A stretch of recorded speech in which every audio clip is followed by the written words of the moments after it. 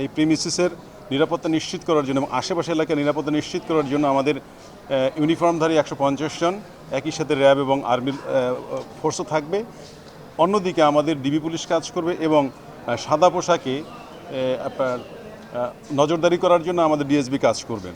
আগত অতিথিদের যেন আইন শৃঙ্খলা সম্পর্কিত কোনো সমস্যা পোহাতে না হয়, আমাদের পুলিশ বাহিনীর পক্ষ থেকে ন্যূনতম 150 জন ফোর্স এবং আনসার সদস্য, সেনাবাহিনীর টহল টিম, র্যাবের টহল টিম আমরা নিয়োজিত করেছি। ওনারা এখানে সার্বক্ষণিক ডিউটিতে থাকবেন।